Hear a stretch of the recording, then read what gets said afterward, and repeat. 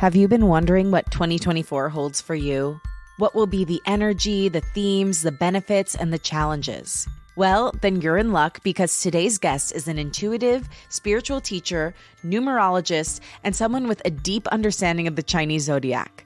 She's going to teach us how to best work with the energy of 2024 and what the Year of the Dragon has in store.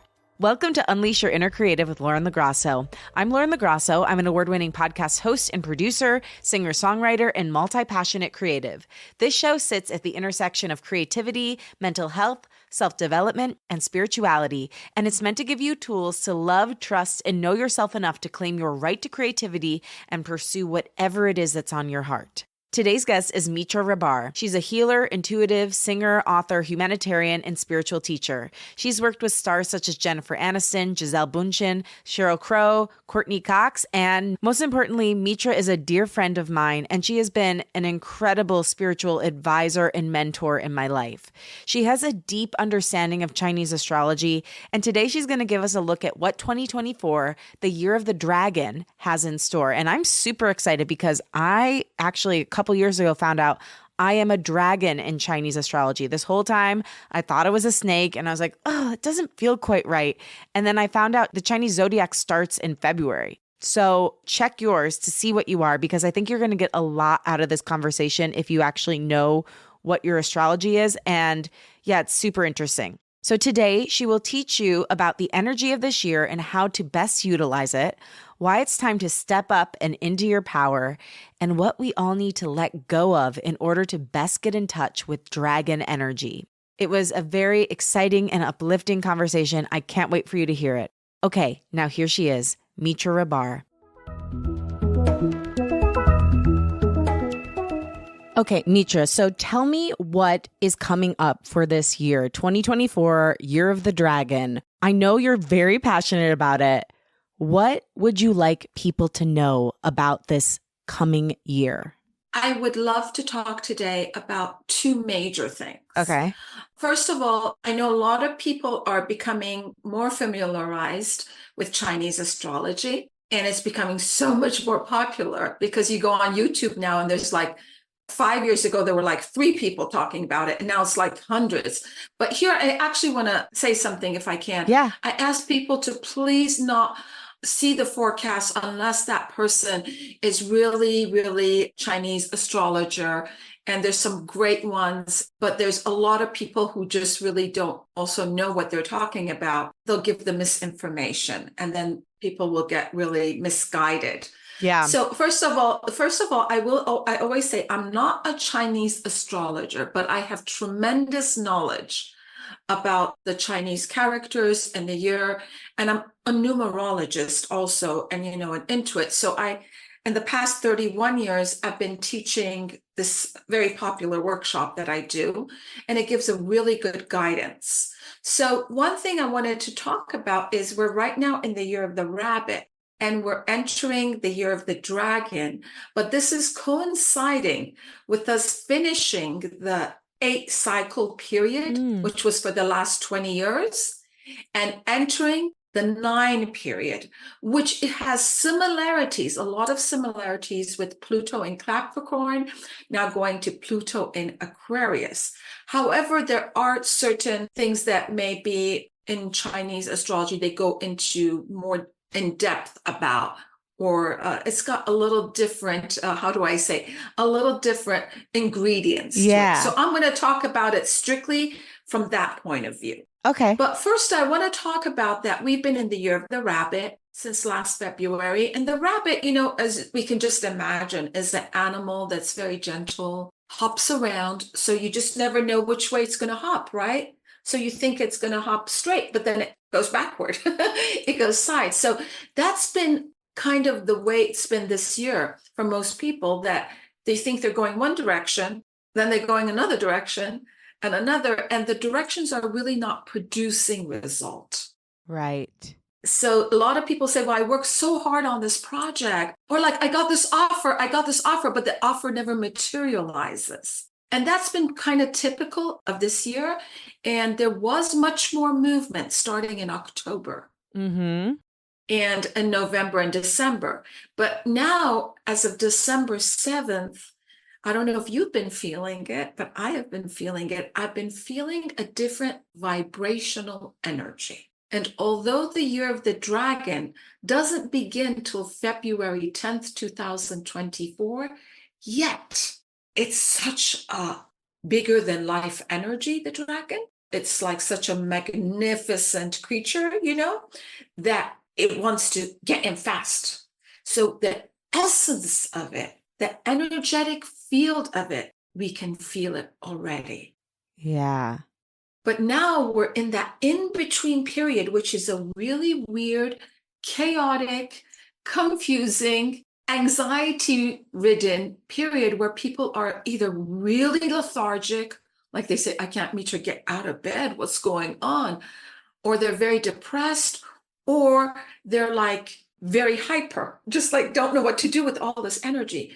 Or they're feeling a lot of physical symptoms, or they're having a lot of insomnia. And that's because we're in that in-between period between the rabbit and the dragon, who have nothing in common.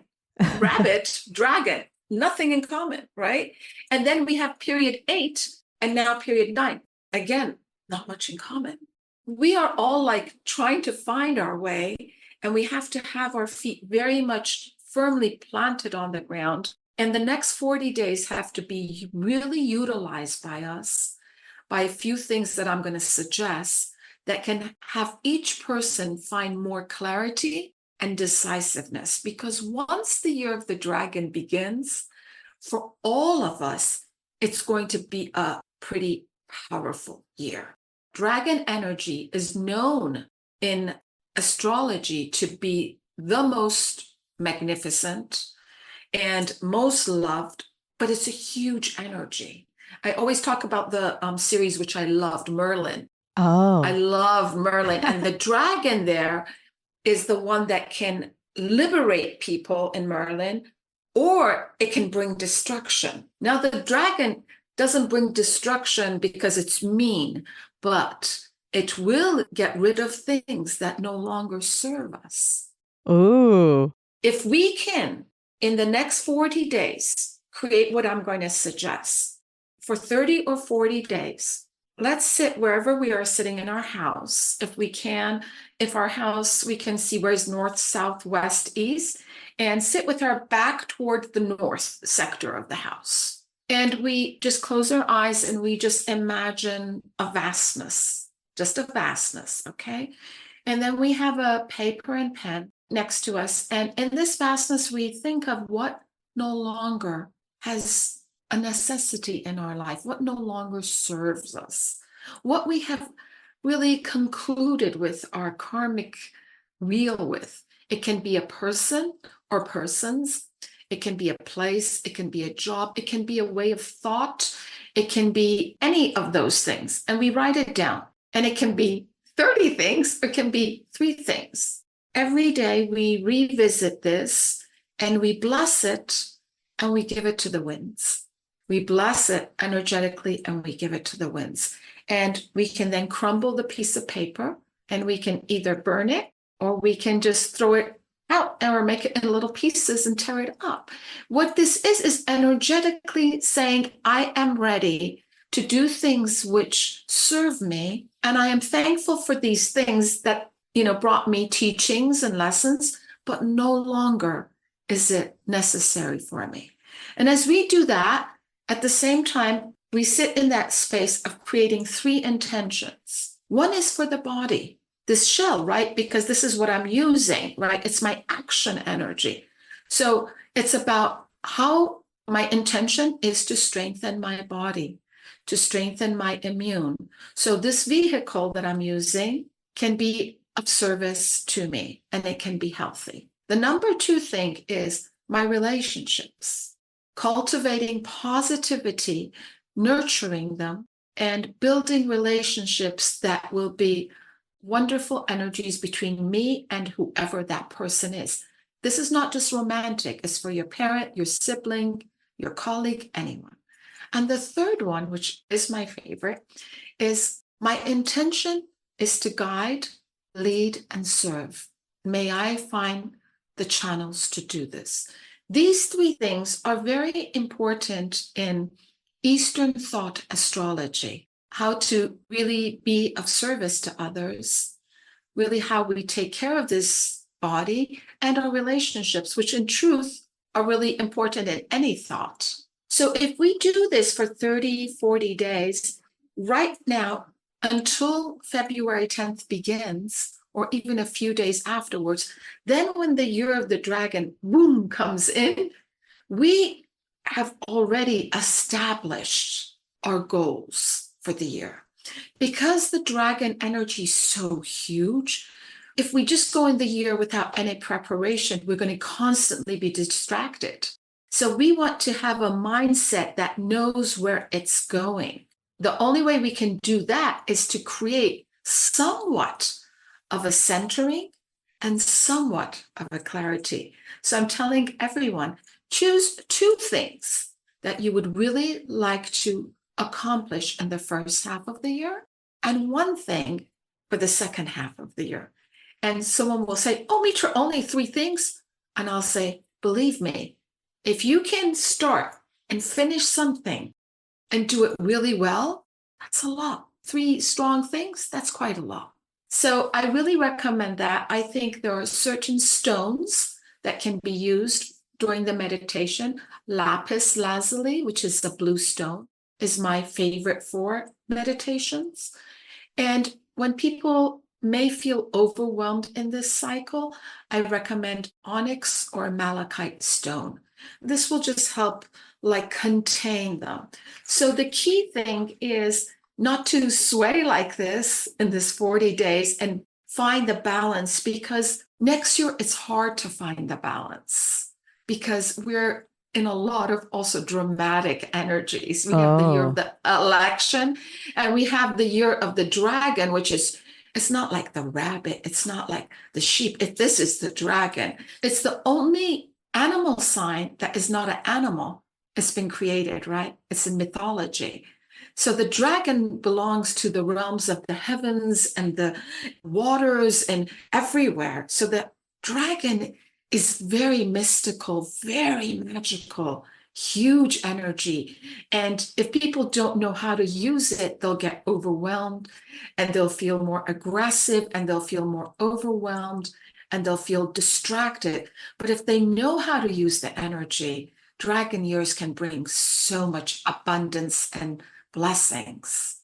Wow, Mitra, that was amazing. So, okay, I want to ask you so many questions, and I was just transfixed as you were talking because every time I talk to you, it's just like someone's combing out my soul so gently. It always feels like that. It just feels my nervous system just immediately regulates, and I just feel so good around you. So I just want to thank you for the person you are in my life, but also in the world, because I know you do that for everyone you come into contact with and for everyone who's listening today. So thank you. Thank you, my Lauren. One thing I was thinking about was you mentioned a lot about the blessings and some about the challenges. What are the greatest blessings and challenges of this next cycle of the dragon year and of the 9 cycle that you mentioned? I'm so happy you asked me. The biggest blessing is freedom and independence of the soul. So as we are entering the 9 cycle period, not the 9 year, the 9 period, and the dragon wants to liberate us from bondages. So on a personal level, it's again, what doesn't serve you, what's making you claustrophobic, the dragon says, why? And this is a rebirthing cycle from now till the dragon year. If we do the releases and the intentions, when the dragon comes, we'll say, oh my God, it's like a new energy of revival, of rebirth. And the dragon does this beautiful. And the blessings of this is our freedom as a soul for not having things that limit us. See, the dragon doesn't do limitations. And every person I know doesn't like to be limited with the year of the dragon. They do not like limitations. And when they're limited, the dragon will really want to break free. The 9 period and the dragon year starting the 9 period are about the freedom of the soul. On a world scope, it's about countries finding their independence, their voice, their freedom. So this is a very powerful energy, and we won't feel all of it next year because the period 9 is a 20-year cycle. Wow. But the dragon year coming and the following year, the snake, these are powerhouses, and these are powerful animals that will bring all of us this sense of feeling, wow, I was able to create transformation. I was able to make what I want happen. I was able to revive myself. Where last year, the year of the rabbit, was a lot of people feeling stuck. But the dragon says, listen, it's about action. Hopefully you've done the work, you've done your reflection, you've done some healing. This is the year that I want you to really forge ahead. So this period, this 40-day period, will prepare us if we do the work every day, just 10 minutes a day. For all those blessings, you also mentioned some challenge, that the energy is very intense. It could exhaust you if you're not prepared for it. What are some of the challenges coming up in this next year and some ways that we can move through them? One of the biggest challenges is that there's going to be a lot of drama. And because we're in a presidential year, this drama will really be maximized. So I tell people, don't engage in the drama. Truly. And people say, it's easier said than done. I said, no, it's actually very easily done. So you don't need to watch the news 10 times a day. You don't need to go on social media 10 times a day. You got to allow the space. You see, this 40 days is about creating this space. It's about the allowance of space. So yes, I don't know what each person's challenges are going to be, but I know universally there's a challenge of tremendous drama next year. Is this drama something we want to engage in, or do we want to take any situation and really sit with it, allow it to pass through us, create a pause, and then see what we want to do? That's what I recommend, is to count to 10 and pause. Literally, I did that so many times in challenging years. Count to 10 and pause. And also, it's about not getting stuck in other people's drama. So it's about you honoring the space. And I tell everyone, create a sacred space around you. Like, see white light around yourself and always be in your space. So even if someone challenges you, even if someone wants to argue with you, even if someone wants to be aggressive with you, literally say, I'm sorry, let's have this discussion at another time. This is not the time. And allow them to cool off. And, you can cool your hands under cold water. I know I've spoken about that before, to neutralize your energy field. But the challenge of the year of the dragon is for those who don't want to break away or release things that don't serve them. So they want to hang on to things, like they're in a horrible relationship, let's say, and nothing is working, and they're hanging on to the relationship. Rather than say, okay, maybe I should do this, allow my relationship to breathe. Maybe I should create some space and see you then where it goes. So it's about a beginning. It's about doing things that serve you and your life and your wishes. And if you don't go with that flow and you keep struggling with the dragon, then you will not, in a way, be the winner, because it's the dragon's reign. And we have to do things in the dragon way. So that means the dragon is saying it's a year of changes, it's a year of transformation, it's a year of release and rebirth. Let's be open to that. Wow. So something came up because you mentioned people who are clutching onto something and afraid and want the status quo, even though they know it doesn't serve them. What about the group of people that actually really want to change, but they're held back and held down by fear? What is the dragon way of approaching and releasing fear? So dragon is almost, very few people I know who are dragons, or the dragon energy is almost fearless. Even if they have fear, they always end up honoring their truth. Each dragon person I know. Thank God, because I'm a dragon. Yes, you are. And so it is about understanding the fear, but understanding the fear can be your friend, like I've said before, because the fear makes you realize, tells you what you're scared of, right? So it's guiding you what needs to heal, what you need to break through. So I feel the fear is the breakthrough, actually. So I tell people who are stuck, I know it's a very hard place because I have known fear a lot in my own life. But when the whisper of my soul is really guiding me, then as hard as fear is, I try to break it down in myself logically and then emotionally. Like, what's the worst thing that could happen to me if I do something that I'm fearful? It doesn't work out.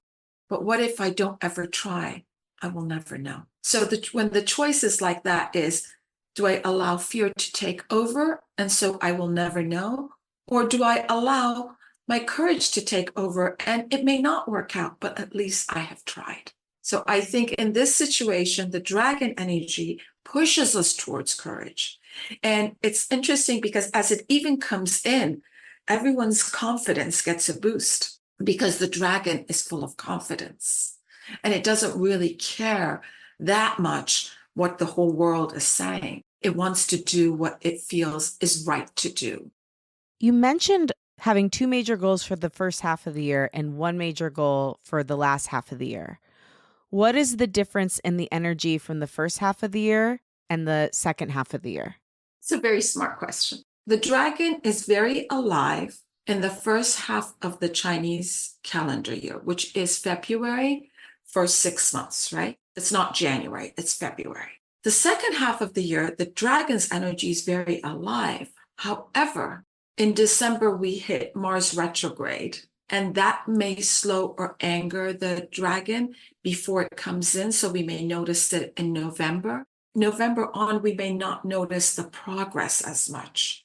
So that's why I said choose one goal for the second half, which means like from August till really end of the year, one goal, because you may hit some snags in November, December. And also we feel the other animal energy, the snake coming in, we will feel its presence, some of us in December. So the full dragon energy, we want to use it really when it's fully there. And Mitra, what's an example of a goal that you would say is worthwhile to put in that position of your one or two for the first half of the year, your one for the next half of the year? Like for me, I'm self-publishing a book. So for me is, okay, I would like one of my goals in the first half of the year to be my book. So that's a very concrete goal, but it's also physical. That means there's a book, right? There's a physical. Now, someone else may say, I want to create peace in my family. Like, for example, they haven't been talking to their mother or father or sister or brother. So they are going to work on maybe going to therapy, maybe dialoguing. So that's a wonderful goal. Someone who's been struggling with health issues is my first half of the year. I'm going to try to seek, practitioners who can help me find clarity and move forward with my health. Depends on you. I would say, let's not make it about the ego or about like material wealth, because it's not about necessarily material wealth or happiness, right? It's about doing things that serve us and are our truths. And when we are living in our truth, then the material wealth will find its way. Right. And one of the goals of the show is to help people love, trust, and know themselves enough to go after whatever it is that's on their heart. How can this year help us lean in to self-love, self-trust, and self-knowledge? Well, first of all, it has to begin with the desire to. Like, I was working for years with someone who kept admonishing themselves. No matter what they did, they never could say, I did this, and wow, I'm so happy I did this. I'm so proud of myself. Because they had never learned to really love and never learned self-love. So first has to be the desire to, and the desire to not be in the victimization role, and also not be in the role of self-blame and admonishing. So I always say not to be the harsh judge, but the loving parent. So when you are the loving parent to yourself, if a toddler falls down, the loving parent will say, that's okay, you try again. But the admonishing parent will say, can't you even walk properly? And so that child will have a fear of walking. So it's for us to love ourselves despite if that result is produced or not. Like whether my book sells 20,000 copies or 200 copies, it doesn't take away from the merit of my book and the fact that I sat and wrote it. Not to be focused on the result or the expectation of, but the fact that I love myself because I believe I'm a good person, because I believe in the kindness that resides in me, because I believe this breath of life is a gift to me, and I'm created from love, and therefore love itself. I'm created from love, right? I'm not here by accident. You're not here by accident. We're in a chain of love. All of us are. So all of us are deserving to love ourselves and deserve to be loved. You have to be open to it. And if you don't want it, you have to ask yourself, why have I learned not to love myself yet?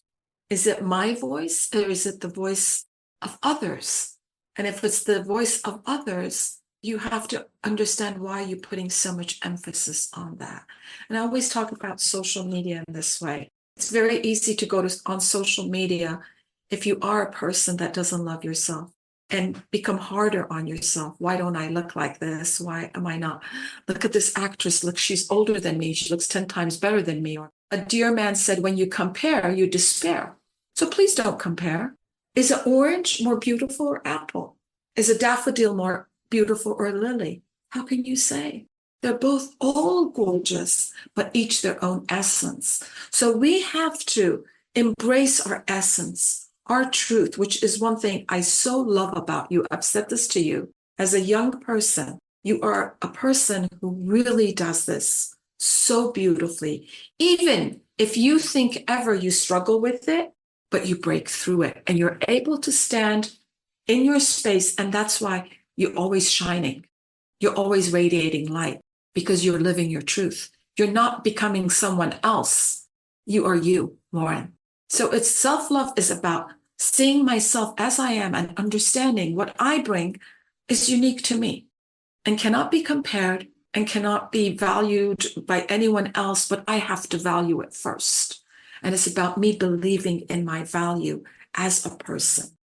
So beautiful, Mitra. Thank you for always seeing me. Oh. I'm so grateful for you. I gotta be honest with you, Mitra.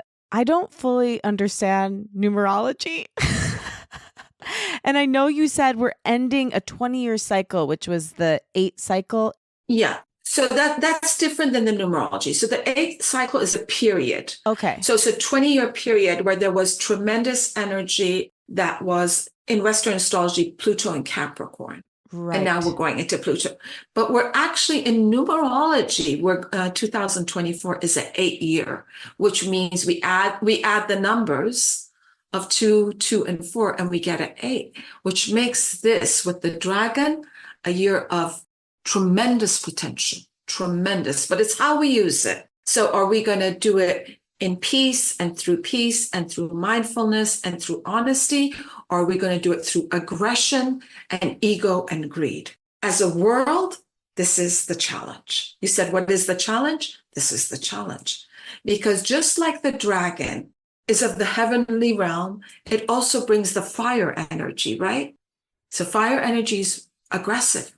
So do we choose aggression or do we choose the heavenly energy of the dragon? Do we choose peace or do we choose combat? This is a choice upon us and our world. And I believe and I have hope that our world will find the right way to do things and know it's only through peaceful measures. And speaking to that, I mean, there's so much heartbreak right now. And I think because of that, there's so much anger and aggression, even amongst people who are not directly in conflict. To me, that isn't getting us closer to this heavenly energy that you're speaking of. It's taking us further away from our humanity and through recognizing the peace of God in all of us. What are some more heart-centered ways we can advocate for peace and harmony while still being strong in our beliefs? Well, that's a very good question, and I'm not sure I can fully answer it, but I will try. So I think one thing is when you have conflict with someone, rather than say my way or the highway, is to understand that they come from a different background. Like imagine me and you, we have different sets of parents, we're raised differently, we're from different countries. So will we have conflict on certain things? Maybe yes, because, we've been preconditioned differently. But maybe it's to build respect. So instead of, as we tear down the walls of fear and conflict, is to build the bridge. And the bridge is a bridge, meaning it's what connects us together, not what separates us. So let's say you're very religious. Let's say someone's atheist. So instead of severing ties or calling each other names, is to find the respect and say, I respect your atheism because it's yours and your soul that's come into this world. So you have your own journey. And the other person say, I respect your religious qualities, as long as we remember that what we choose, if it creates any harm, then it's a different story. Right. So this is about respecting one another in our differences and allowing it rather than combating it. As long as there is no harm, that's done. So if I'm saying, oh, I respect your way, but I'm going to go destroy all people who are atheists, that means then I am creating harm, or vice versa. I think that's one thing about humanity is we don't need to agree. Yeah. And we have to remember this in this election year. There are people who are Democrats, there are people who are Republicans, there are people who are on the left, there are people on the right, but they're all people.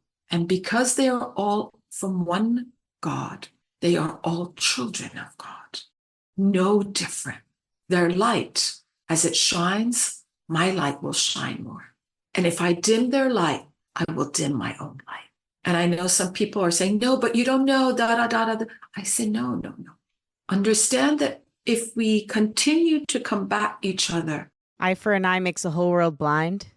What are we going to be? Just people who then can't see the differences, can't appreciate it. Do we go under the water, if you've ever snorkeled or done scuba diving, and say, oh, no, there's no room for this kind of fish here, and there's no room for the redfish, and there's no, the beauty of the ocean is that all of these creatures are able to live. And we as humans have to understand that humanity can only be saved and rise when we learn to respect each other and not create harm. Not if I put you down, if I break you down, that doesn't make me go higher. That actually breaks me down.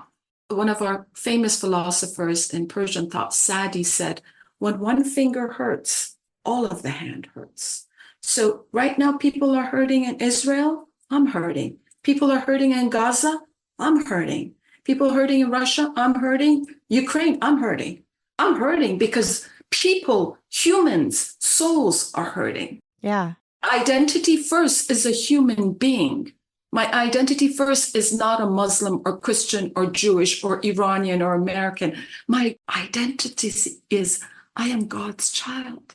It's so true. I think that that's such an important thing for us to remember. Human first.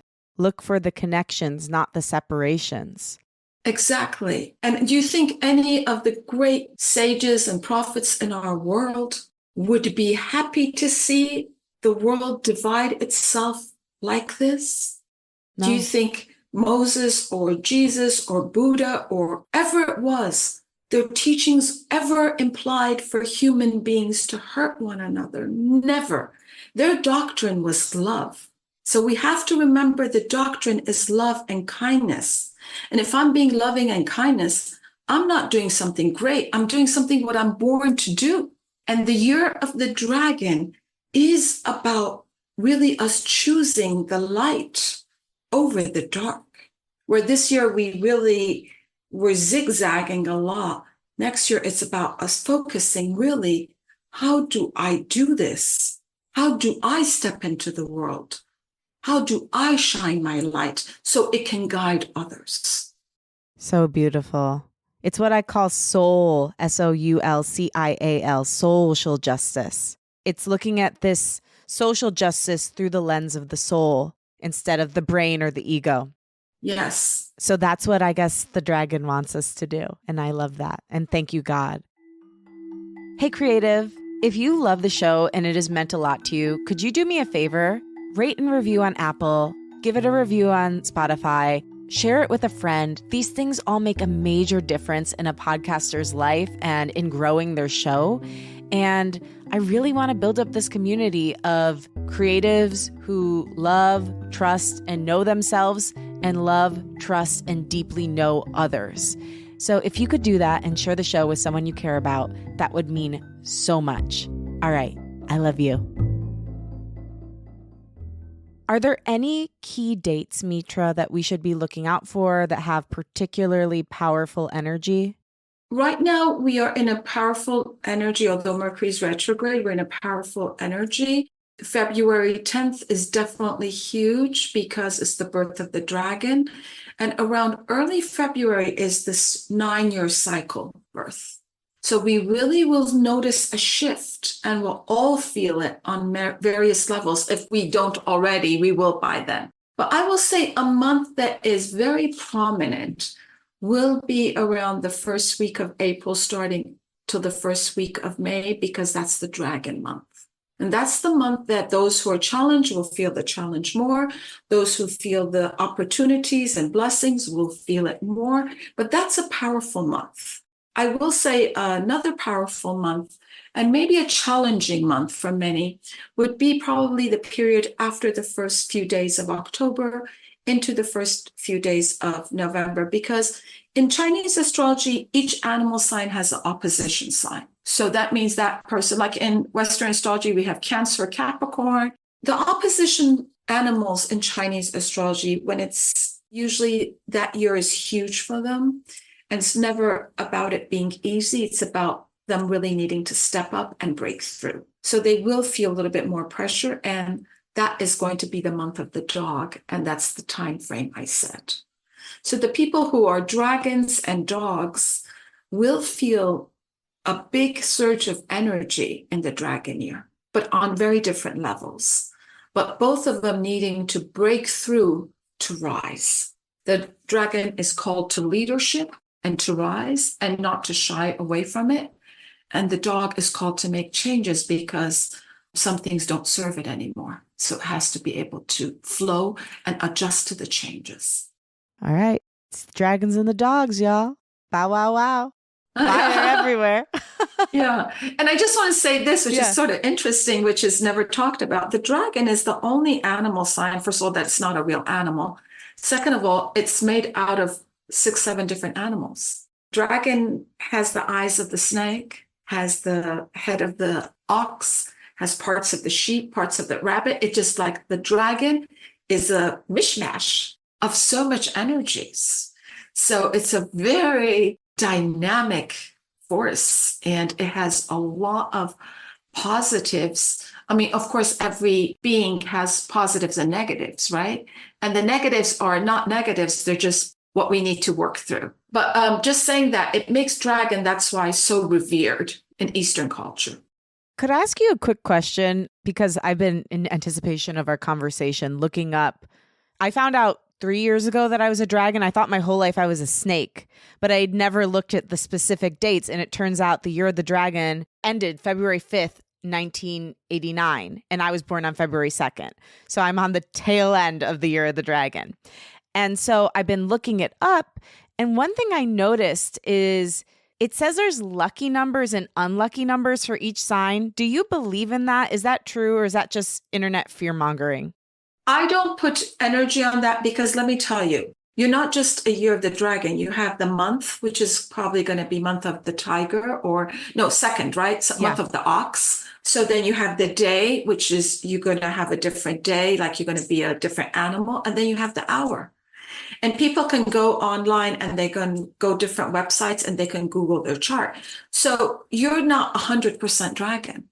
It's like saying to someone, oh, are you a Cancer? Are you Aquarius? And they're not just an Aquarius or a Cancer. They have a moon sign, a rising sign, a Venus sign. So in Chinese astrology, those 4, they're called pillars. Those 4 pillars don't only have different animal signs, they have different elements.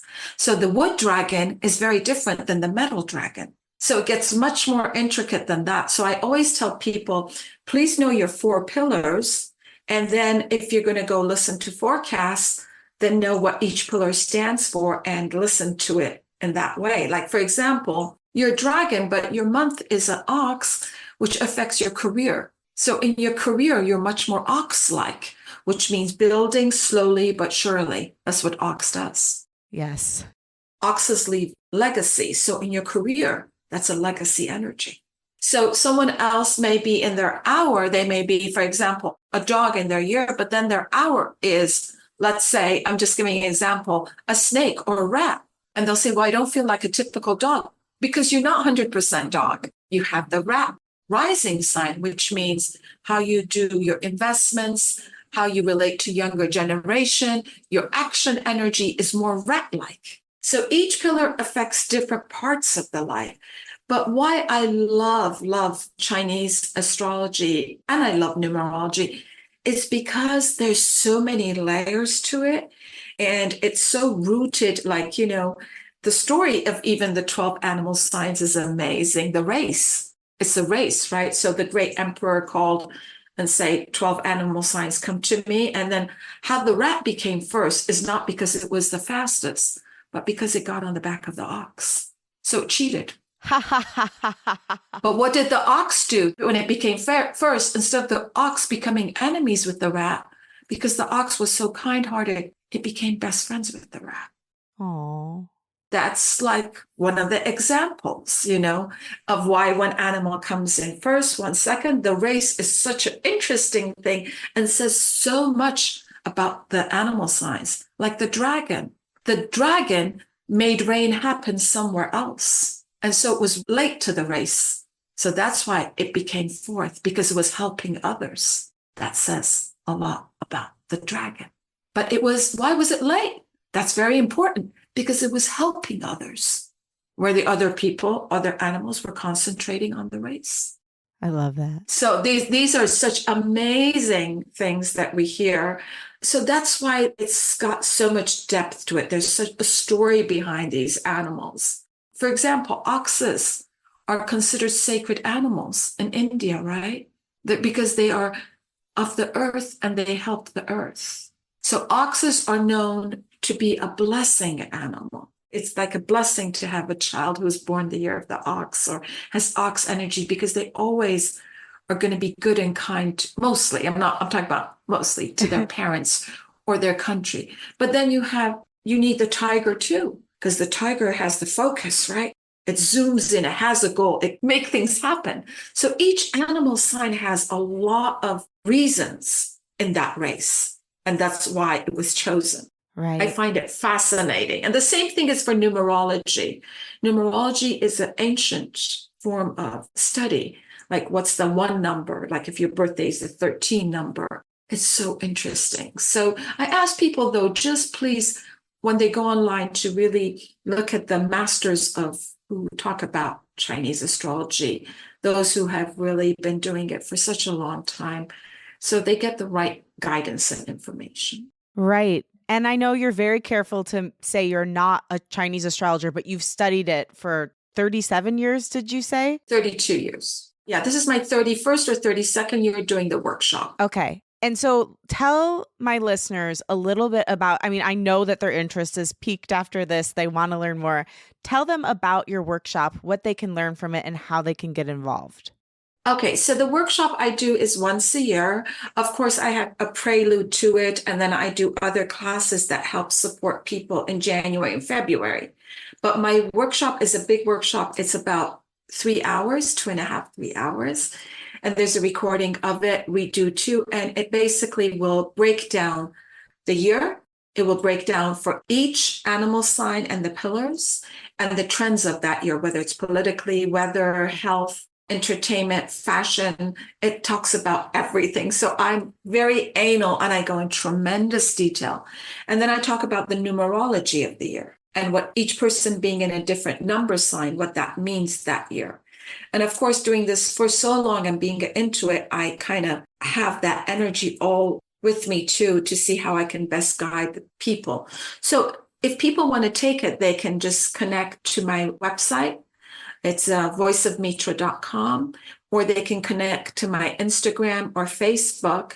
And they can look when I do the class, or they can get on my mailing list and they can just register for the class. And remind me what day it is and what time it is. My workshop is going to be on the 28th, a Sunday in January. We're going to do it 1 p.m.